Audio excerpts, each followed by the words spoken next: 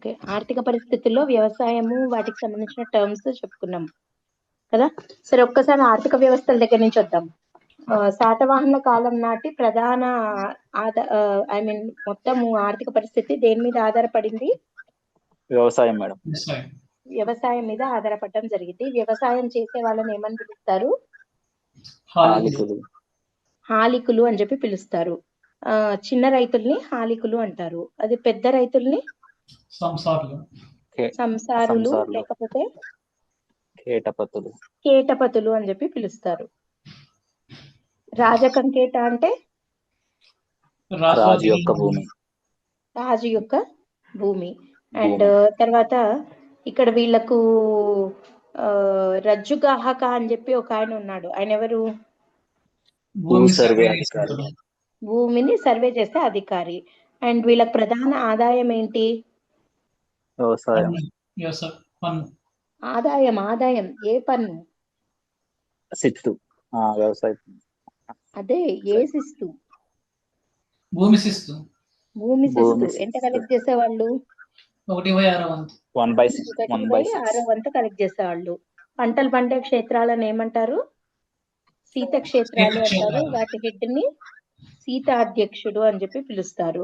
And వీళ్ళ టైంలో ప్రధాన పంటలు ఏంటి?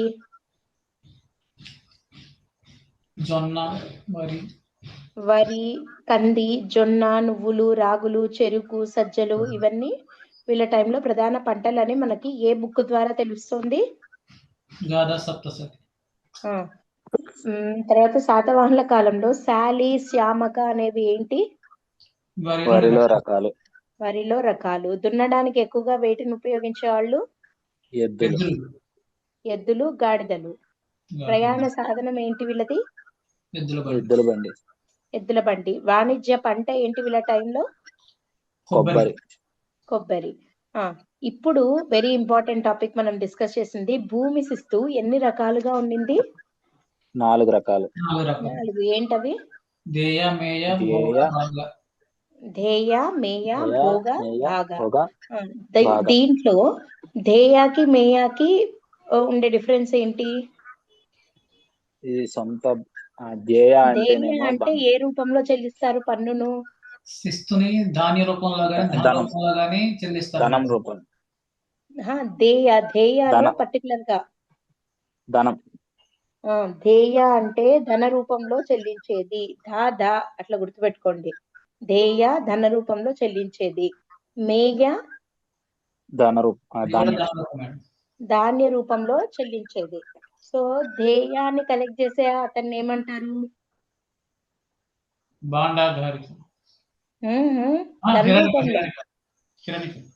కన్ఫ్యూజ్ అవ్వద్దండి. ధేయ అంటే ధన రూపంలో చెల్లించే శిస్తు. దాన్ని కలెక్ట్ చేసే అతన్ని హిరణికుడు అంటారు.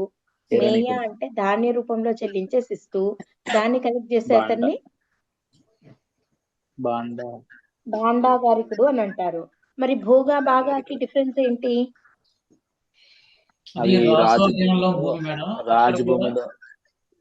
రాజసంకేటలో ధన రూపంలో చెల్లిస్తే ఏంటది? భోగ. రాజకంకేటలో ధాన్య రూపంలో చెల్లిస్తే భాగ. మరి కారుకర అంటే? కారుకర అనే పన్ను దేని మీదది? నీటి పన్ను. వృత్తి పన్ను, ప్రొఫెషనల్ ట్యాక్స్. కారుకర అంటే. కర అంటే తోటలు, పండ్ల తోటలు, కూరగాయలు, వాటి మీద కట్టే పన్నుని కర అంటారు. మరి శుల్క అంటే?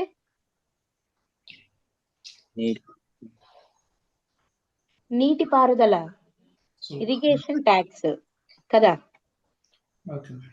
శుల్క అంటే. మరి నీటి పారుదల కోసము వీళ్ళు చేసిన కొన్ని చర్యలు ఏంటి? నీటి పారుదల సౌకర్యాలు వీళ్ళ టైంలో ఏమేమి ఉన్నాయి? కాలువల ద్వారా, బావుల ద్వారా. చెరువులు, బావులు. కుల్య. చెరువుని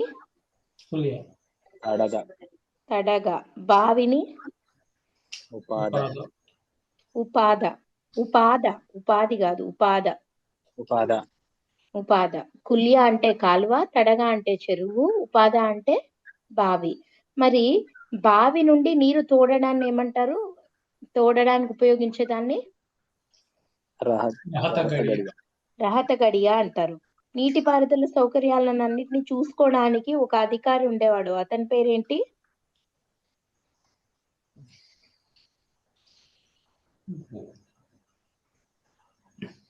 నీటి పారుదల సౌకర్యాలను ఎలా ఉన్నాయో పర్యవేక్షించే అధికారి పేరు?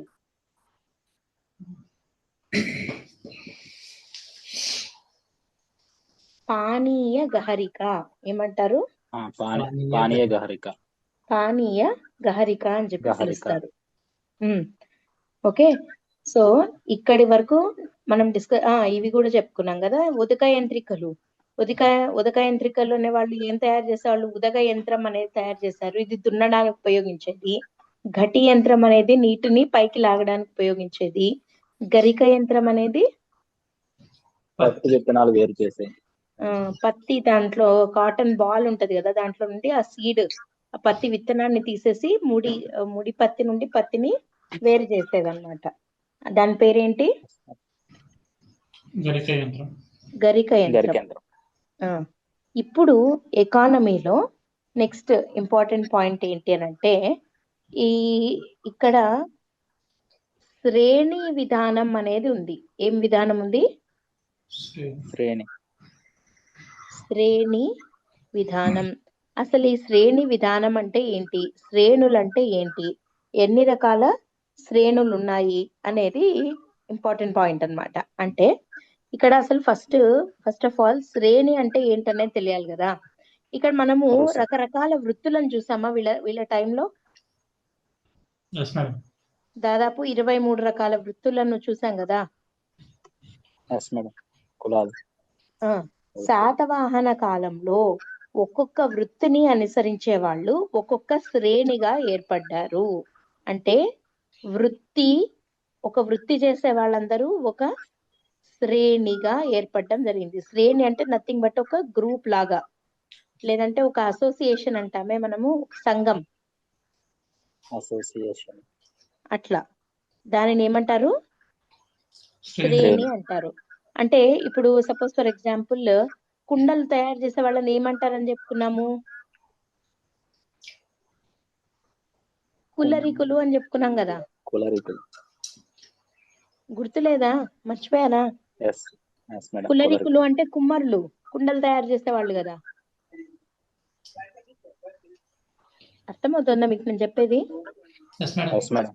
సో ఆ కులరీకులందరూ కలిపి ఒక శ్రేణి లాగా ఫామ్ అవుతారు.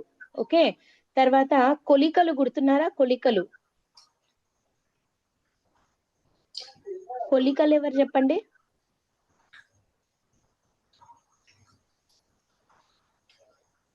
నేత పని.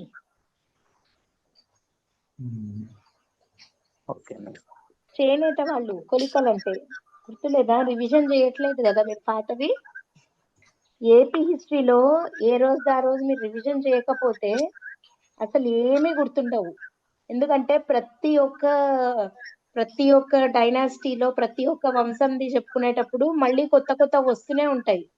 ఇది గుర్తుండి అది గుర్తుండకపోతే, నిన్న చెప్పిండేది ఈరోజు మర్చిపోతే మాత్రం చాలా ఇబ్బంది పడతారు. పర్టికులర్ గా ఇట్లాంటి టర్మ్స్ అస్సలు మర్చిపోకూడదు. ఫింగర్ టిప్స్ మీద ఉండాలి. అడగంగానే టకటక చెప్పేయాలి. కులరికులు అంటే ఎవరు? కులరికులు కుమ్మరి పని చేసేవాళ్ళు. కొలికలు అంటే సార్థవాహులు. గుర్తున్నారా? విదేశీ వ్యాపారం అట్లా అడిగిన వెంటనే టకటక చెప్పేయాలి. బాగా గుర్తుండాలి. మెమరీ ఎక్కువ ఉండాలి. ఎక్కువ సార్లు రివిజన్ చేయండి. చెప్పుకుంటూ ఉండండి. ఓకేనా? సో ఇట్లా ఇప్పుడు ఈ కొలికలు ఉన్నారనుకుందాం. ఈ కొలికలు అంటే నేత పని చేసేవాళ్ళు కదా. ఈ కొలికలందరూ కలిపి ఒక శ్రేణి లాగా ఫామ్ అవుతారు. దాన్ని కొలిక శ్రేణి అంటారనమాట. అట్లా అసలు శ్రేణి లాగా ఎందుకు ఫామ్ అవుతారు? ఫామ్ అయ్యి ఏం చేస్తారు అంటే, ఇప్పుడు ఒక శ్రేణి లాగా ఫామ్ అయ్యారు కదా. ఈ శ్రేణికి అంటే ఇప్పుడు ఒక అసోసియేషన్ లాంటిది, ఒక సంఘం లాగా ఏర్పాటు చేసుకున్నారు. మరి ఇప్పుడు దానికి ఒక హెడ్ ఉండాలి కదా. ఉండాలా వద్దా? ఆ శ్రేణికి హెడ్డే శ్రేష్ఠి. శ్రేణికి హెడ్ శ్రేష్ఠి. శ్రేష్ఠి. శ్రేష్ఠి అంటే అధ్యక్షుడు. ఈ శ్రేణికి అధ్యక్షుడు. అర్థమైందా? Okay madam.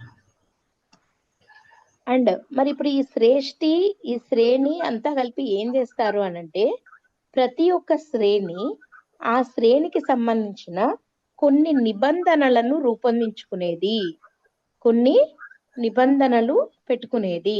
సింపుల్ గా చెప్పాలంటే మనం ఇంగ్లీష్ లో దీన్ని కోడ్ ఆఫ్ కండక్ట్ అంటాం. ఐడియా ఉందా? కోడ్ ఆఫ్ కండక్ట్ అంటే ఇప్పుడు డాక్టర్స్ కి ఒక కోడ్ ఆఫ్ కండక్ట్ ఉంటుంది, టీచర్స్ కి ఒక కోడ్ ఆఫ్ కండక్ట్ ఉంటుంది.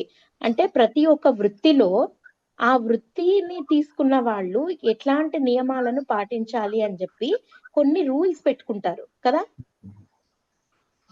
Okay madam. ఇప్పుడు సపోజ్ ఫర్ ఎగ్జాంపుల్ డాక్టర్స్ ఉన్నారనుకోండి, వాళ్ళు సర్జరీకి పోయే ముందు స్మోక్ చేయకూడదు, డ్రింక్ చేయకూడదు, ఇట్లాంటి కొన్ని రూల్స్ ఉంటాయి. అంటే వాళ్ళు 24/7 అవైలబుల్ ఉండాలి, వాళ్ళకి ఏమి ఇన్ని వర్కింగ్ అవర్స్ అని కానీ అట్లాంటివి ఉండవు, ఎప్పుడు పిలిస్తే అప్పుడు పోవాలి, ఇట్లాంటి కొన్ని రూల్స్ ఉంటాయి కదా. Okay madam. అట్లా ఏ వృత్తినైతే తీసుకుంటారో ఆ వృత్తికి సంబంధించి కొన్ని నియమ నిబంధనలను పెట్టుకుంటారు. అట్లా ప్రతి ఒక్క వృత్తి వాళ్ళు ఒక శ్రేణిగా ఏర్పాటు చేసుకున్నారు, ఒక సంఘం లాగా ఏర్పడడం జరిగింది. అండ్ వాళ్ళకంటూ ఒక అధ్యక్షుడిని నియమించుకున్నారు వాళ్ళు. ఆ శ్రేణికి ఉన్న అధ్యక్షుడినే శ్రేష్ఠి అని చెప్పి పిలుస్తారు. ఈ శ్రేణులు ఏం చేస్తాయి అనంటే వాటికి సంబంధించి కొన్ని నిబంధనలను తమకి తామే రూపొందించుకోవడం జరిగింది. ఓకేనా? ఈ నిబంధనలను ఏమి అంటారు అంటే శ్రేణి ధర్మం అంటారు. ఏమంటారు? శ్రేణి ధర్మం. శ్రేణి ధర్మం అని చెప్పి పిలుస్తారు. అండ్ ఈ శ్రేణి ధర్మాన్ని ఖచ్చితంగా ఫాలో అయ్యి తీరాలి శాతవాహనుల టైంలో అని చెప్పి మనకి మనుస్మృతి ద్వారా తెలుస్తుంది. దేని ద్వారా తెలుస్తుంది? మనుస్మృతి. మనుస్మృతి. మీకు ఫస్ట్ లో చెప్పాను, సో వీళ్ళు దీన్ని ఫాలో అయ్యారు అని చెప్పి కదా. పరిపాలన మేడం.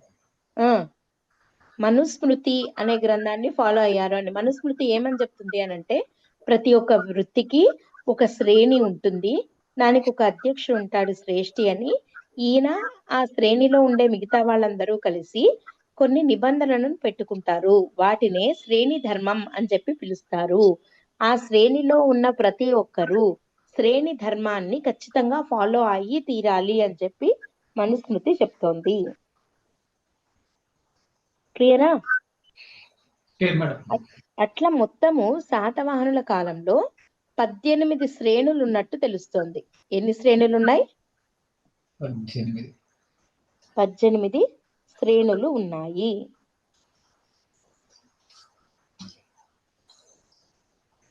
ఓకేనా? కొన్ని శ్రేణులు లైక్ కొన్ని శాసనాలలో కొన్ని శ్రేణులను గురించి చెప్పడం జరిగిందనమాట. ఫర్ ఎగ్జాంపుల్ మనకి గిర్నార్ శాసనం గుర్తుందా మీకు? జునాగఢ్ శాసనం. దాంట్లో కసకార శ్రేణి గురించి మెన్షన్ చేయడం జరిగింది. కసకారులు అంటే గుర్తున్నారా? కంచు పని చేసేవాళ్ళు.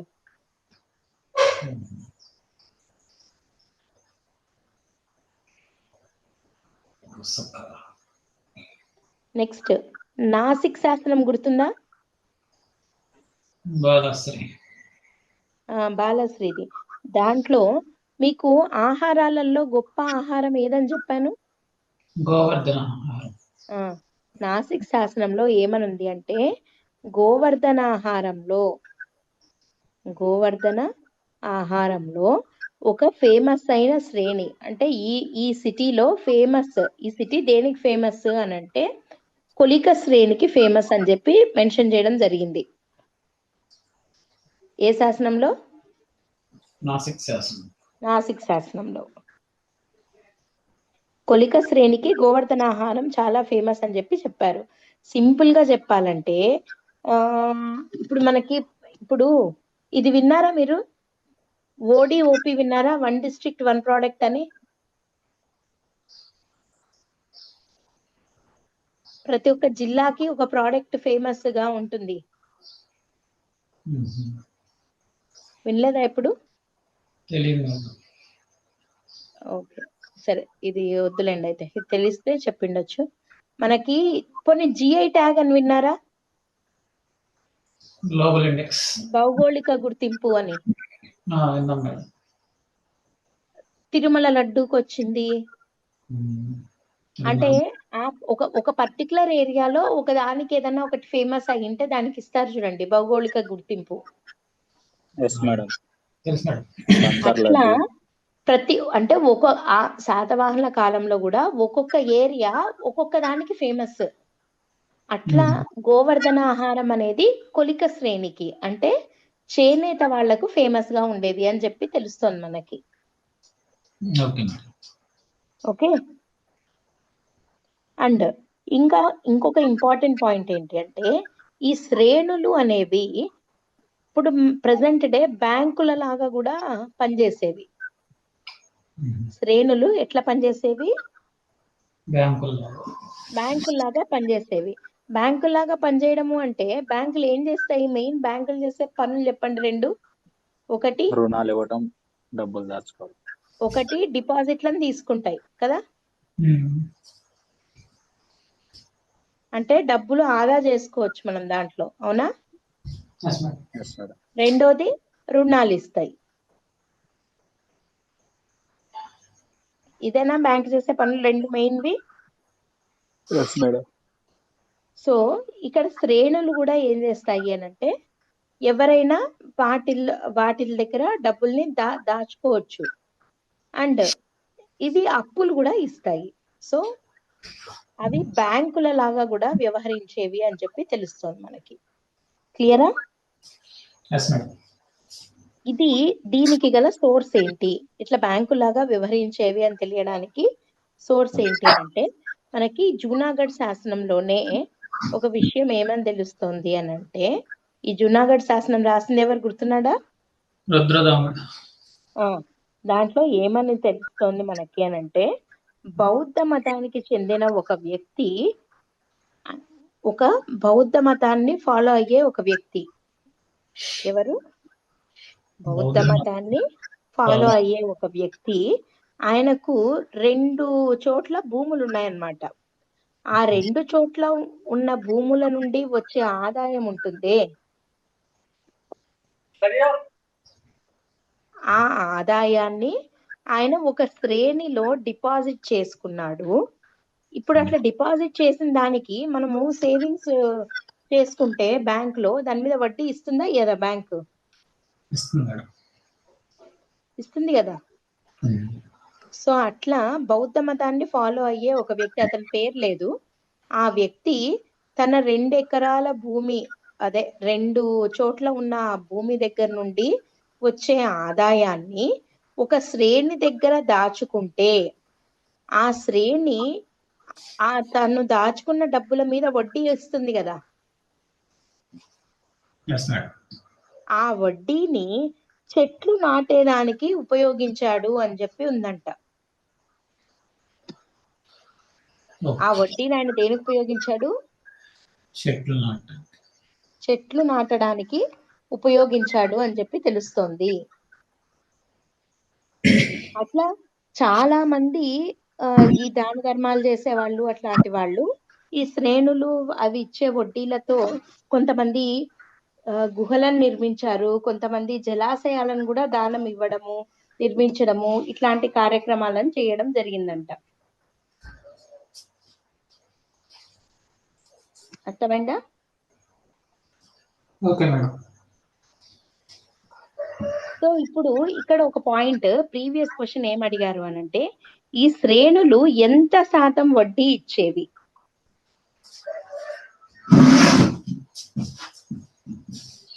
అప్పులు ఇచ్చి ఎంత శాతం వడ్డీని వసూలు చేసేవాళ్ళు? ఇప్పుడు డిపాజిట్ల మీద వడ్డీ ఇచ్చేవాళ్ళు, అప్పుల మీద కూడా వడ్డీ తీసుకోవాలి కదా. సో ఎంత తీసుకునేవాళ్ళు అంటే 12%, 12%. ఎంత? 12%. అప్పుల మీద 12% వడ్డీ తీసుకునేవాళ్ళంట.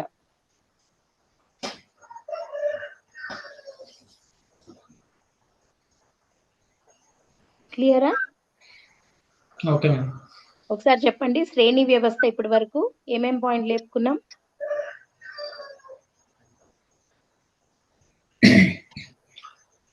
గోవర్ధన ఆహారంలో కొలిక శ్రేణి ఫస్ట్ శ్రేణి వ్యవస్థ స్టార్టింగ్ నుంచి చెప్పండి.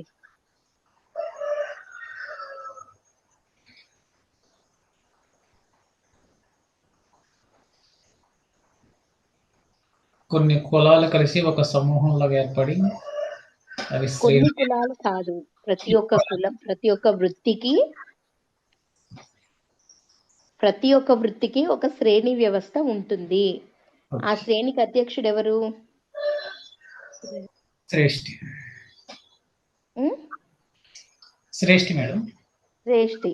ఆ శ్రేణికి కొన్ని నిబంధనలు ఉంటాయి, వాటిని ఏమంటారు?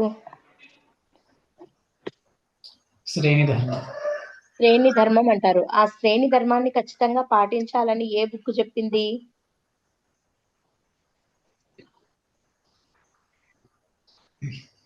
శ్రేణి ధర్మాన్ని కంపల్సరీగా పాటించాలి అని ఏ బుక్ చెప్పింది? మనుస్మృతి. మనుస్మృతి. శాతవాహనుల సాహిత్యము మరియు శాసనాల ప్రకారము వీళ్ళ కాలంలో మొత్తము ఎన్ని రకాల శ్రేణులు ఉన్నాయి? 15. 15. ఇప్పుడే కదా చెప్పుకున్నాం ఎన్ని ఉన్నాయి. 18.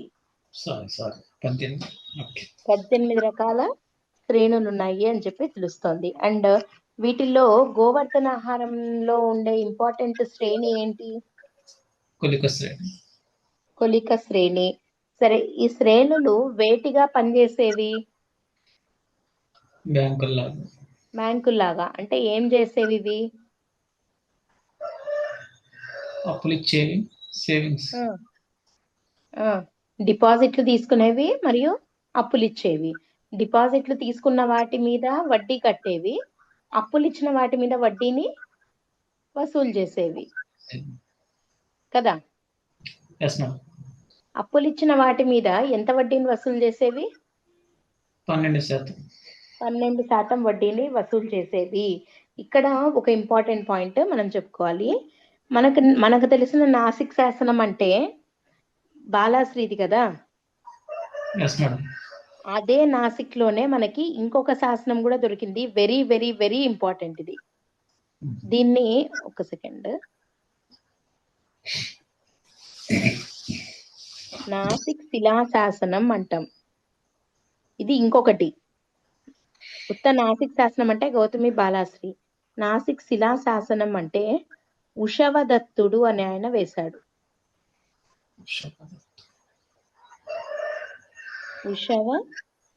ఉషవదత్తుడు లేదా కొన్ని చోట్ల ఋషభదత్తుడు అని కూడా ఉంటుంది.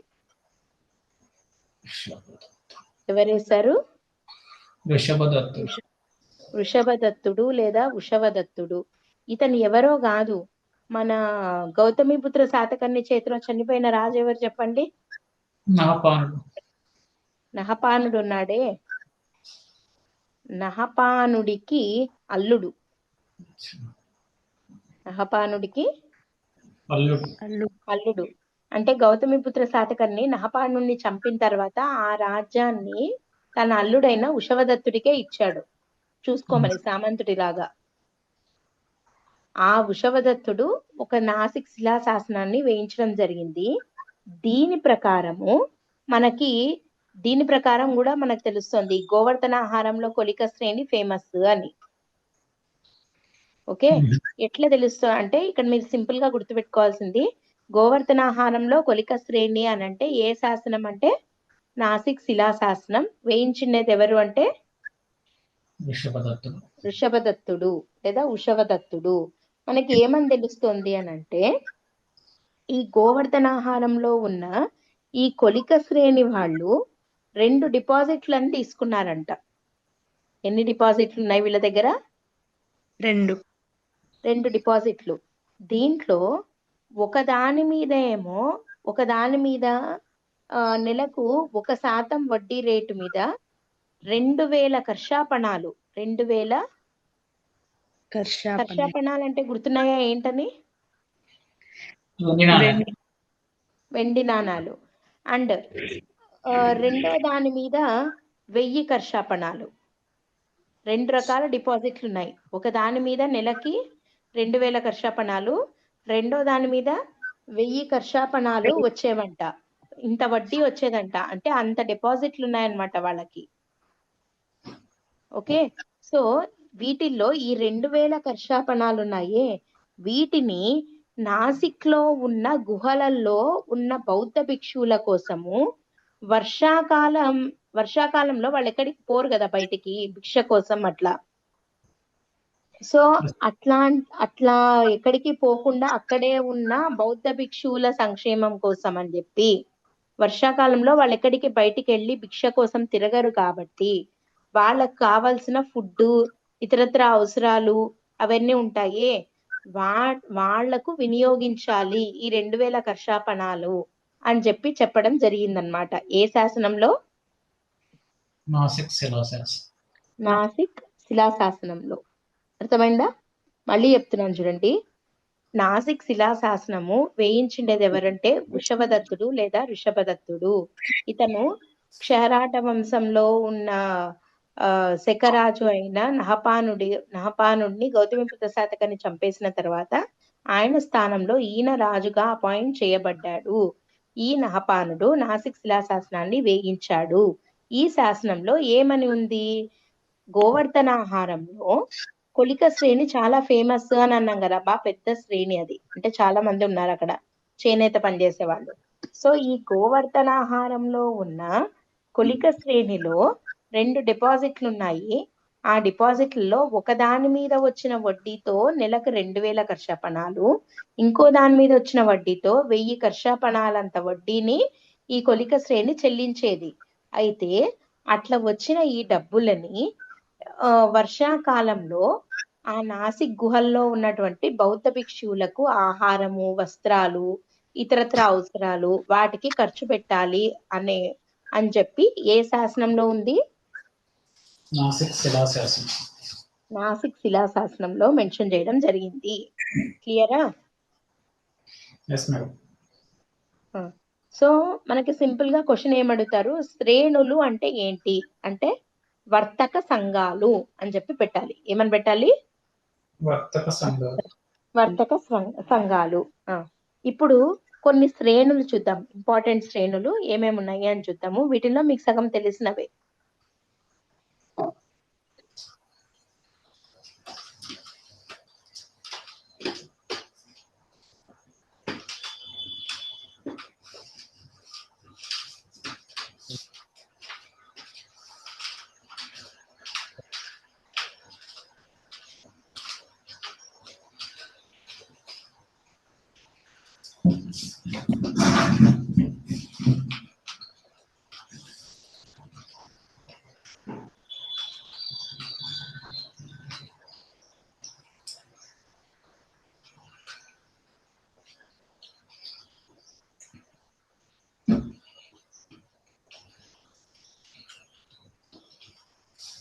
ఇప్పుడు మీరే చెప్పండి. ఉదక యంత్రిక శ్రేణి అంటే ఎవరు?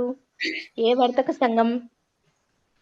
నీటి యంత్రాలు తయారు నీటి యంత్రాల వర్తక సంఘం. డన్, అయిపోయింది. తెలిక అంటే నూనెల పరిశ్రమకు సంబంధించిన వర్తక సంఘం. కొలిక అంటే వస్త్ర పరిశ్రమ కదా. మార్తక అంటే విదేశీ వ్యాపారం చేసేవారు. మార్తక అంటే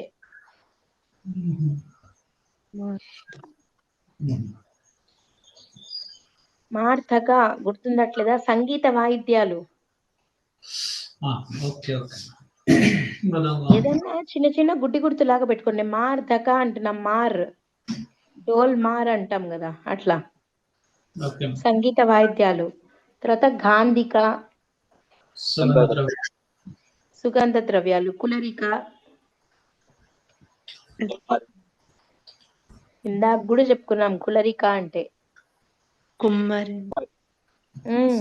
గుడ్, కుమ్మరి, కుండలు తయారు చేసేవాళ్ళు. సార్థవాహ అంటే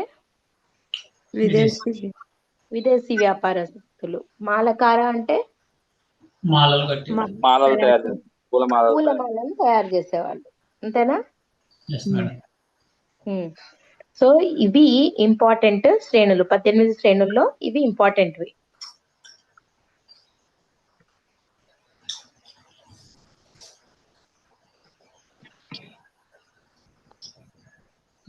నెక్స్ట్, వీళ్ళ టైంలో వర్తక వాణిజ్యం ఎట్లా ఉండింది అనేది ఇప్పుడు చూద్దాం. వర్తక వాణిజ్యం అంటే ఏ ప్లేసెస్ వేటికి ఫేమస్, వాణిజ్య వ్యవస్థ ఎట్లా ఉండింది అనేది చూద్దాం. శాతవాహనుల కాలంలో దేశీ విదేశీ 2 వ్యాపారాలు ఉండినాయా? ఉన్నాయి మేడం. ఇప్పుడు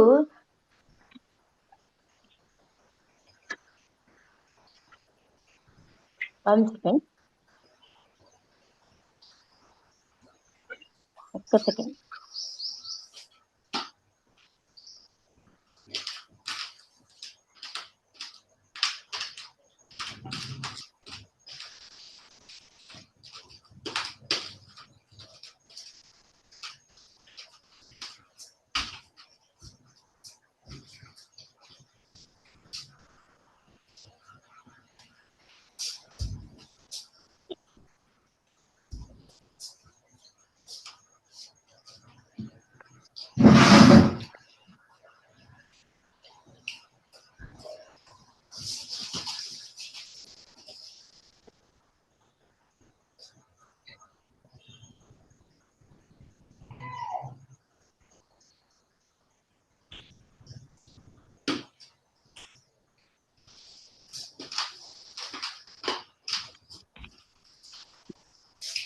చూద్దాం. ఇప్పుడు ఆంధ్రప్రదేశ్ వినపడుతుంది కదా వాయిస్? ఆంధ్రప్రదేశ్ లో ఉన్న ప్రధాన వర్తక కేంద్రాలు అవి దేనికి ఫేమస్?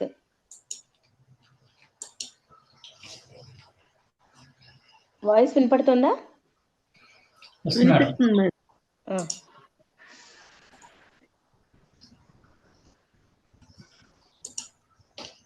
ప్రధాన వర్తక కేంద్రాలు గూడూరు, వినుకొండ, పల్నాడు, గుంటుపల్లి,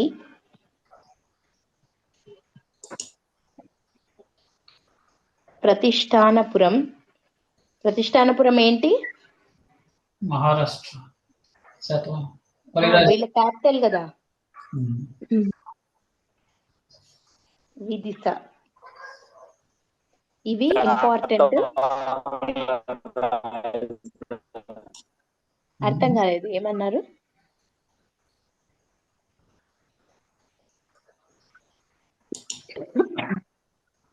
ఇంపార్టెంట్ వర్తక కేంద్రాలు ఇవి. ఇప్పుడు ఒక్కొక్కటి ఒక్కొక్క దానికి ఫేమస్. దేనికి ఫేమస్ అని చూద్దాం. శాతవాహనుల కాలంలో గూడూరు. గూడూరు అంటే కొడ్డూరు ఆహార, గుర్తుందా మీకు? ఈ గూడూరు సన్న బట్టలకు ఫేమస్. సన్నటి వస్త్రాలు చాలా నైస్ గా ఉంటాయి. సన్న బట్టలకు ప్రసిద్ధి గూడూరు అనేది. వినుకొండ వచ్చేసి లోహ పరిశ్రమకు ఫేమస్. దేనికి? లోహ పరిశ్రమకు వినుకొండ ఫేమస్. పల్నాడు వజ్రాలకు ఫేమస్. దేనికి? వజ్రాలకు. గుంటుపల్లి రాగి ఇనుము. దేనికి? రాగి ఇనుము.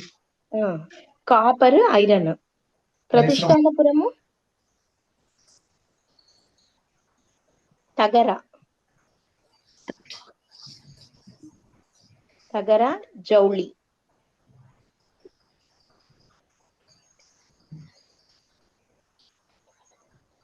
విదిశ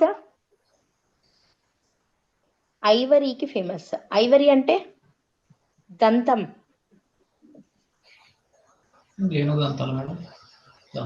ఏనుగు దంతాలతో చేస్తారు కదా, అట్లా దంతపు వస్తువులను తయారు చేయడానికి విదిశ ఫేమస్. జనపదంగా మేడం. విదిశ అనేది ఒకప్పుడు జనపదం, ఇప్పుడు శాతవాహన రాజ్యంలోనే పార్ట్. ఇవి రాగి ఇనుము ఇవి పరిశ్రమల మేడం తగరం రాగి ఇనుము పరిశ్రమలు, అన్ని పరిశ్రమలే.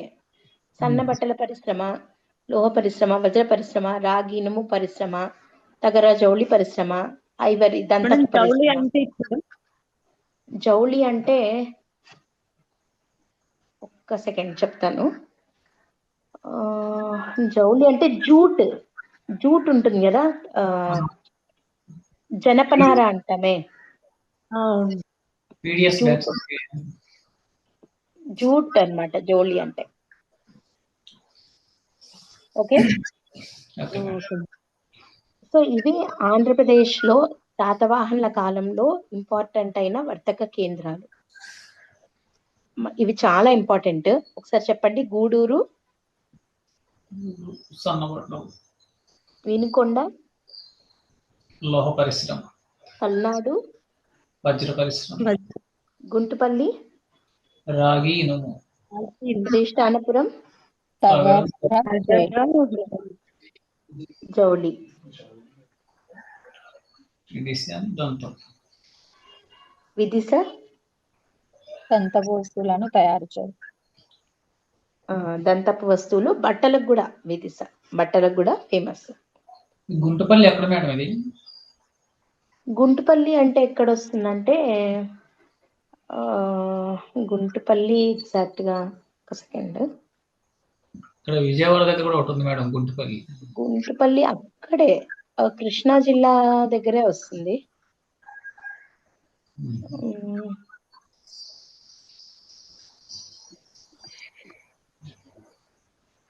విజయవాడకి దగ్గరలో ఉండేదే గుంటుపల్లి. ఇబ్రహీంపట్నం ఉంది చూడండి, ఐడియా ఉందా ఇప్పుడు? అదే మేడం, దాటాగే వస్తుంది దానికి ముందు. అదే ఆ గుంటుపల్లి. ఓకే. సో నెక్స్ట్ ఇప్పుడు మనం చెప్పుకోవాల్సినది ఏంటంటే విదేశీ వాణిజ్యం ఎట్లా ఉండింది అంటే ఫారిన్ ట్రేడ్. వీళ్ళ దాంట్లో శాతవాహనుల కాలంలో విదేశీ వాణిజ్యం.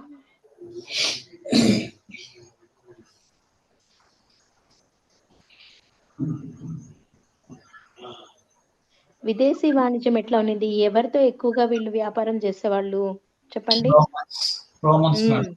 రోమన్స్ తో.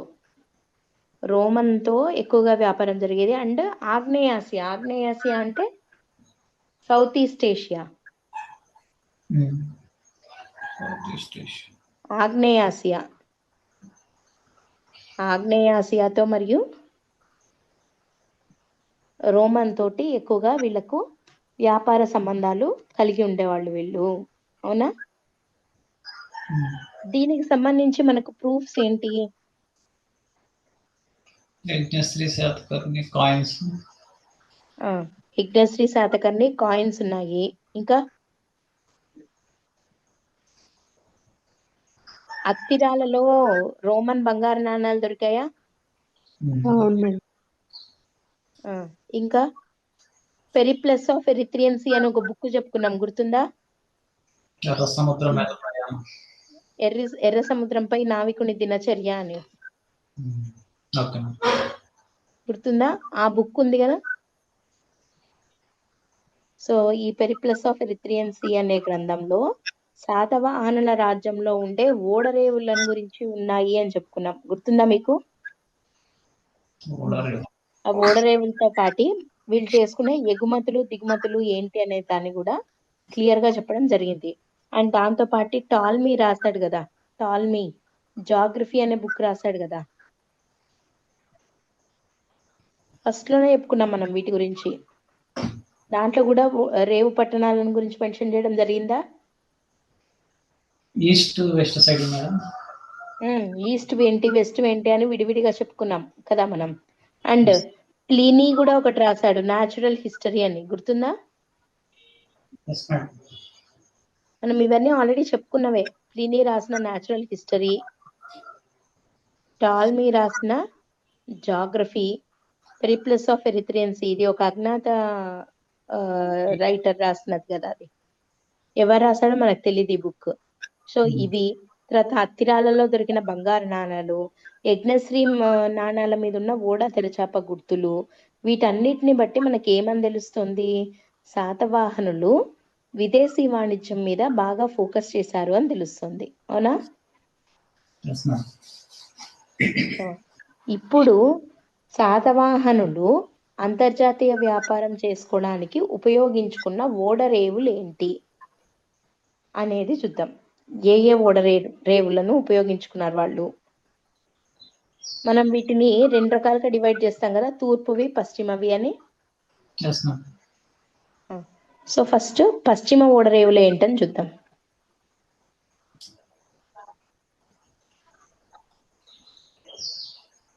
తూర్పు ఓడరేవులు, పశ్చిమ ఓడరేవులు. మీకు గుర్తున్నా చెప్పండి, పశ్చిమానికి ఏమేమి ఉన్నాయో. బారుకచ్చ, బ్రోచ్, కళ్యాణి. బరుకచ్చ, దీన్నే బ్రోచ్ అని అంటున్నాము. ఇంకా సోపార, మహారాష్ట్ర, కళ్యాణి ఉన్నాయా ఇవి? Yes, ma'am. ఇవి పశ్చిమానివి. తూర్పువి మచిలీపట్నం, మచిలీపట్నం ఏమంటారు? సోమాలియా. మైసోలియా. సోమాలియా వేరే country. Maisolia Machilipatnam. Okay, next very important ఇప్పటి నుంచి వచ్చేవి. కంటకశిల, మూడోది కొడ్డూర, నాలుగోది కోరంగి, ఐదోది అరికమేడు. అరికమేడు అంటే ఇది పాండిచ్చేరి. అరికమేడు.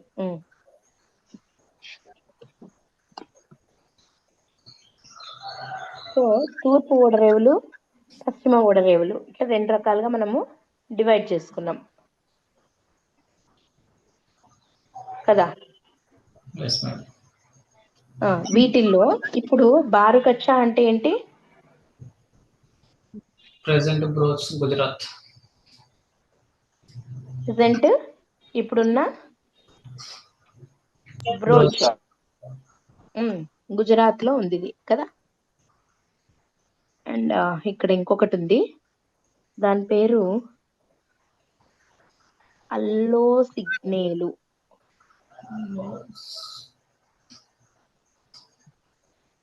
ఇవి తూర్పు ఓడరేవులు. పశ్చిమ ఓడరేవులు ఇప్పుడు ఫస్ట్ చూద్దాం.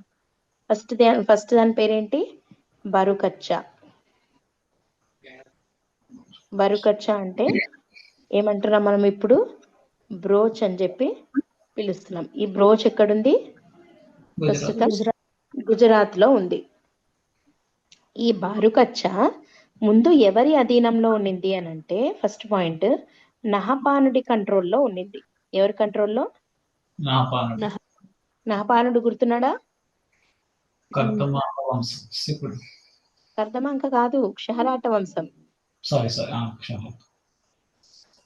అయితే నహపానుడి అధీనంలో ఉన్న బారుకచ్చని ఎవరు ఇతన్ని ఓడించి శాతవాహనుల కంట్రోల్లోకి తెచ్చుకున్నారు? గౌతమిపుత్ర శాతకర్ణి టైంలో బారుకచ్చ శాతవాహన సామ్రాజ్యంలో విలీనమయ్యింది. ఓకేనా? మరి బారుకచ్చ శాతవాహనుల దగ్గరికి వచ్చిన తర్వాత ఈ మొత్తము ఇక్కడ 6 చెప్పుకున్నాము, ఇక్కడ 3, 9 ఓడరేవుల గురించి చెప్పుకుంటున్నాం కదా మనము. ఈ 9లోకి బారుకచ్చ ప్రధాన రేవు పట్టణం. శాతవాహనులకి మెయిన్ పోర్ట్ సిటీ అంటే బారుకచ్చనే. కానీ బారుకచ్చ ముందు ఎవరి కంట్రోల్లో ఉన్నింది? నహపానుడి కంట్రోల్లో ఉన్నింది. గౌతమిపుత్ర శాతకర్ణి టైంలో కదా వీళ్ళకి వచ్చింది.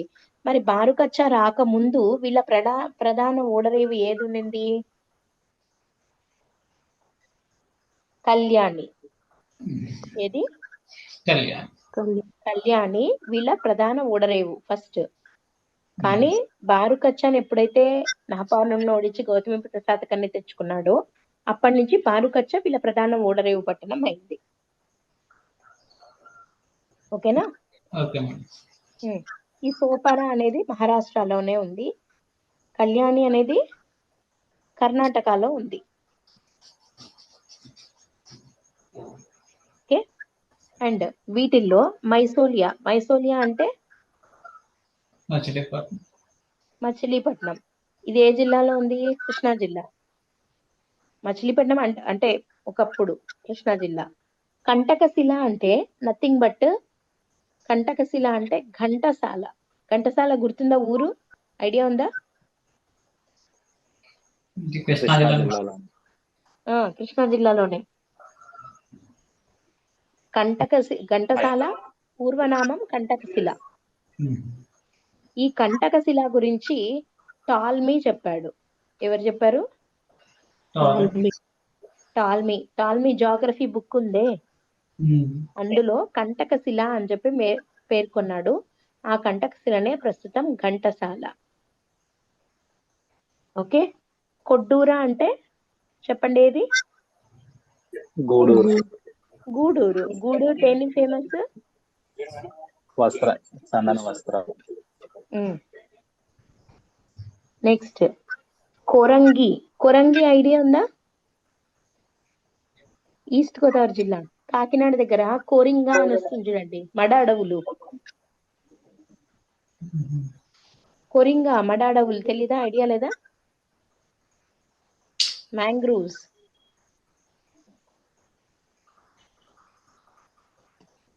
కొరింగా మ్యాంగ్రూవ్స్ చాలా ఫేమస్ కదా, ఐడియా లేదా? Yes madam. ఆ కోరింగానే కోరంగి. అరికమేడు అంటే మీకు తెలుసు ఏంటి? పాండిచ్చేరి. ఈ అలోసిగ్నేలు అంటే ఇది ఆదుర్రు ఐడియా ఉందా? అంబేద్కర్ కోనసీమ జిల్లా కిందకి వస్తుంది ఇప్పుడు.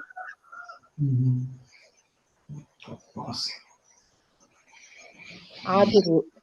ఈ ఆదుర్రు పేరు అల్లోసిగ్నేలు. సో ఇవి శాతవాహనుల కాలంలో ఇంపార్టెంట్ ఓడరేవులు.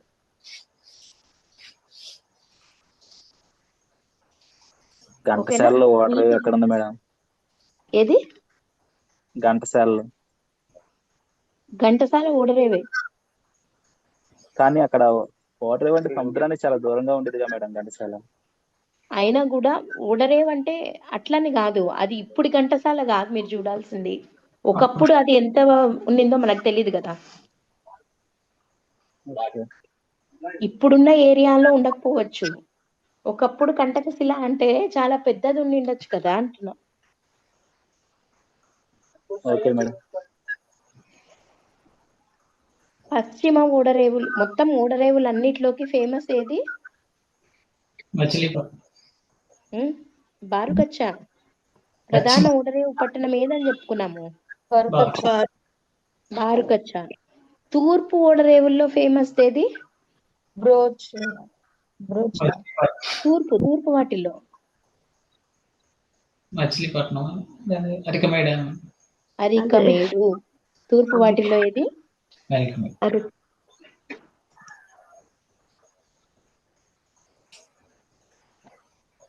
తూర్పు వాటిల్లో ఫేమస్ అరికమేడు. ఈ అరికమేడు అంటే పాండిచ్చేరి అని చెప్పుకున్నాం కదా. ఇక్కడి నుంచే రోమ్ తోటి ఎక్కువగా మనకి వ్యాపారం జరిగేది.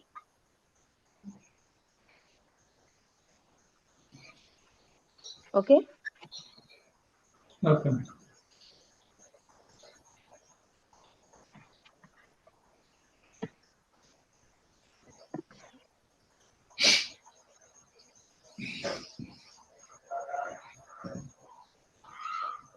నెక్స్ట్ శాతవాహనుల కాలంలో ఎగుమతులు దిగుమతులు.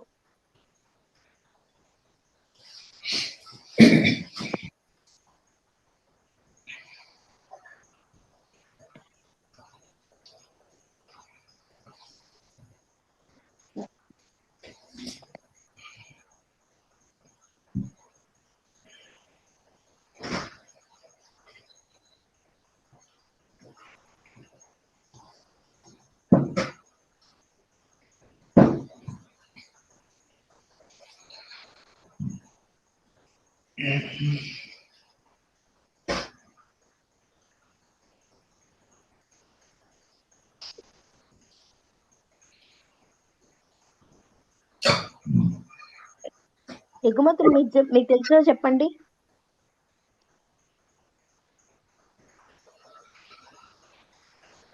సుగంధ ద్రవ్యాలు,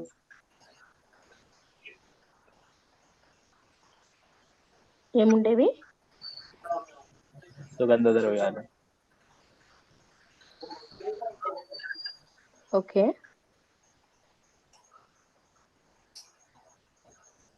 రాసాయనిక, వజ్రాలు ఉంటాయి. గుడ్. వజ్రాలు, ఇంకా వస్త్రాలు ఏమన్నా ఎక్స్పోర్ట్ చేస్తారు. ఇంకా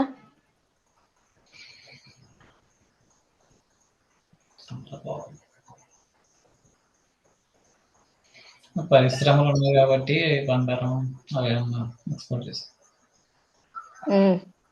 బంగారం, రాగి, తగరం.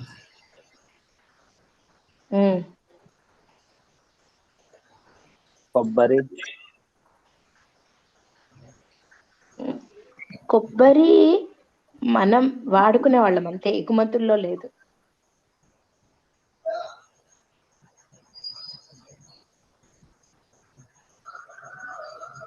మిరియాలు, క్యాప్స్. దిగుమతులు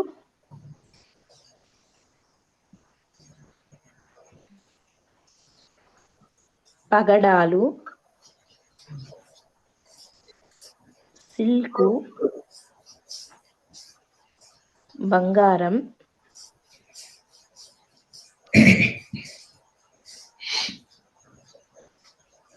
చందనం,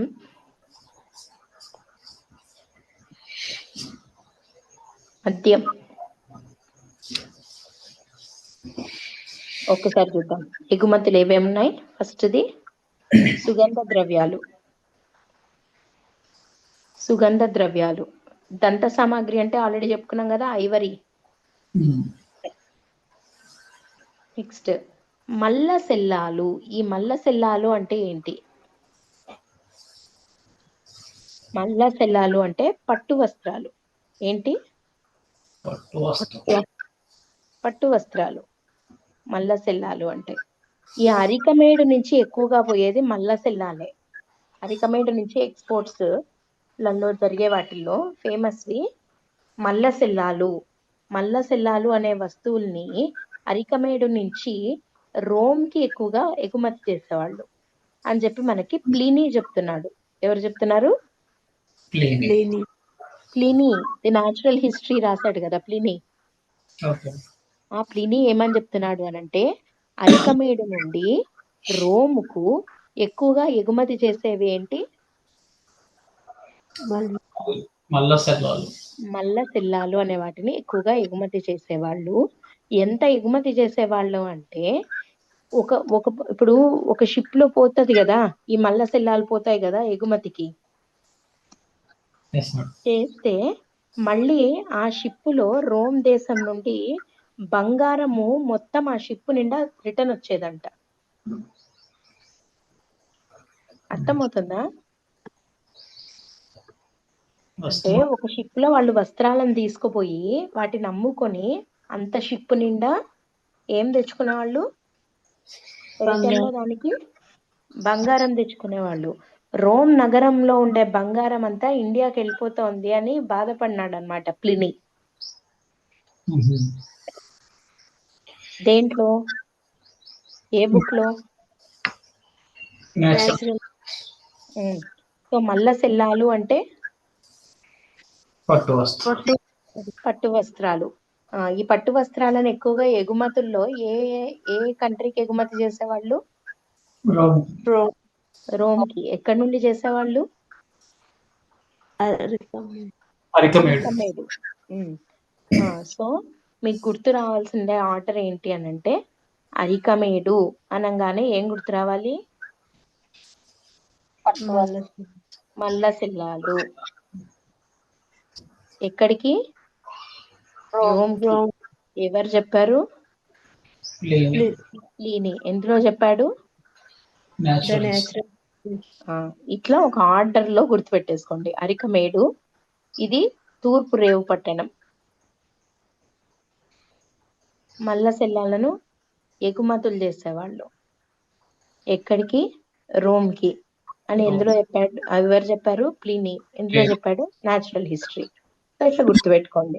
తర్వాత ముత్యాలు, వజ్రాలు, తమలపాకులు. ఈ తమలపాకుల దగ్గర ఈ తమలపాకులను కూడా ఎగుమతి చేయడం అనేది కూడా ఎంత పెద్ద ఇది అంటే, ఈ తమలపాకులను పండించి ఎగుమతి చేసే దానికి ఒక శ్రేణి ఉంది. మనం 18 శ్రేణులు అని చెప్పుకున్నామే. 18 శ్రేణులు చెప్పుకున్నాం కదా మనము. వాటిల్లో ఈ తమలపాకులను పండించి ఎగుమతి చేసే శ్రేణి ఇది ఎగ్జామ్ లో చాలా ఇంపార్టెంట్. ప్రీవియస్ క్వశ్చన్ అడిగారు. పర్ణిక శ్రేణి దాని పేరు. ఏం శ్రేణి? పర్ణిక శ్రేణి. పర్ణిక అంటే తమలపాకు. పర్ణిక శ్రేణి తమలపాకుల శ్రేణి. బెల్లము, రాగి అండ్ మిరియాలు. ఈ మిరియాలు ఎక్కడి నుంచి ఎగుమతి అయ్యేవి అని అంటే ముజిరిస్ అనే దగ్గర నుంచి. ఎక్కడి నుంచి? ముజిరిస్ అనే ప్రాంతం నుంచి ఎగుమతి అయ్యేవి. ముజిరిస్ అంటే కేరళ ప్రాంతం నుంచి. ఇప్పుడు కూడా మనకి ఇక్కడే కదా ఈ మిరియాలు, ఈ స్పైసెస్ ఎక్కువగా పండేది వెస్టర్న్ ఘాట్స్ లో. సో ముజిరిస్ అనే ప్రాంతం నుండి మిరియాలను ఎక్కువగా పెద్ద మొత్తంలో ఎగుమతి చేసేవాళ్ళు.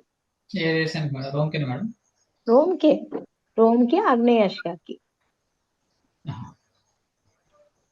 ఓకే, ఇవి ఎగుమతులు. ఇంకా దిగుమతుల విషయానికి వద్దాం. పగడాలు ఎక్కడి నుంచి తెచ్చుకునే వాళ్ళము? తూర్పు సముద్ర ప్రాంతాలు, మనకి ఈస్ట్కున్న ప్రాంతాల నుంచి పగడాలను. చైనా నుండి సిల్క్ను. ఇక్కడ నుండి చైనా నుండి సిల్క్ను. సుమాత్రా దీవులు ఉన్నాయి కదా, జావా, సుమాత్రా, అక్కడి నుంచి బంగారాన్ని. మలయా అక్కడ నుండి అక్కడ అప్పట్లో ఎక్కువగా ఎక్స్పోర్ట్ చేసేవాళ్ళు వీళ్ళు. మలయా పెనిన్సులా దగ్గర నుంచి చందనాన్ని. తర్వాత ఇటలీ మరియు అరేబియా నుంచి మద్యం, డ్రింక్స్, ఆల్కహాల్ని, వీటిని దిగుమతులు చేసుకునేవాళ్ళు.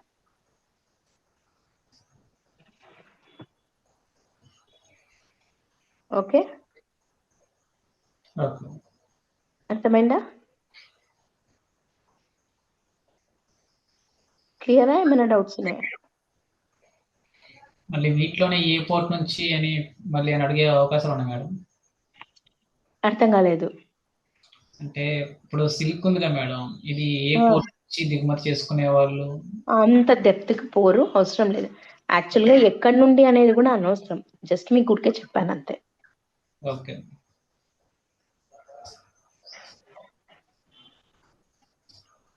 క్లియరా? Yes madam. సో దీంతో ఆర్థిక పరిస్థితులు అనే టాపిక్ కంప్లీట్ అయిపోయింది. ఇంకా మనకున్నది సాహిత్యము, మత పరిస్థితులు. దాంట్లో సాహిత్యం మనకు ఆల్రెడీ ఫస్ట్ మనకు సోర్సెస్ చెప్పుకున్నప్పుడు కొన్ని చెప్పుకున్నాం కదా.